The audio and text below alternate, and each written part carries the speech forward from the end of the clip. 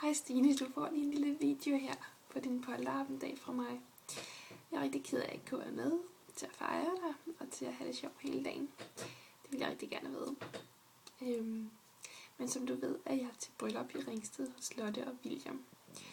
Først med stort bryllup i Sankt Bendts Kirke i Ringsted, og så med til fest nede på Sorø Storkro med en masse ir og riverdance og øl og overnatning, og det bliver sikkert rigtig hyggeligt.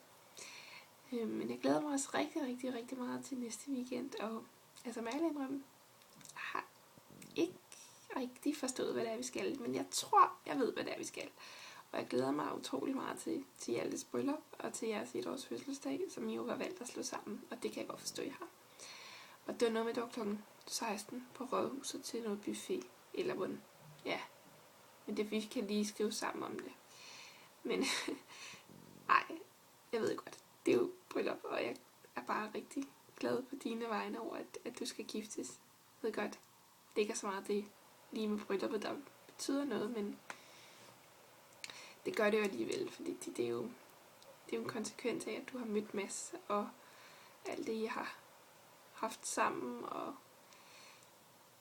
ja, jeg er rigtig glad for, at du har mødt Mads, og han er rigtig god for dig. I er rigtig gode for hinanden. I er rigtig gode sammen over for andre, og især over for mig. Og I skal vide, at jeg er rigtig glad for at være en del af jeres liv. Især de sidste 2 år, hvor jeg har fulgt din graviditet og fulgt jer med Hjalte, og kommer måske lidt tættere på jer. Altså, det er jeg bare rigtig glad for.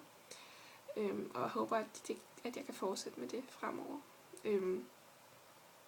I står for rigtig mange gode ting, og jeg fortæller altså ofte om jer til andre, når jeg skal referere til det gode liv, det gode parforhold, og sådan som jeg godt selv kunne tænke mig at have et liv engang, så kan jeg da godt lige fortælle om, jeg kender nogle, der hedder Stine og Mads, og de gør sådan, og de er rigtig cool, for de tager ting stille og roligt, og de gør bare ting, og de er flittige, og de er søde og rare, de er cool, og ja, det synes jeg bare, du skal vide. Det er svært at forklare, men ja, nu vil jeg stoppe med alt det snak, og så vil jeg bare sige, at jeg håber, at jeg får en rigtig sjov aften, og jeg glæder mig rigtig meget til på lørdag, og der skal vi feste, for der er bryllup.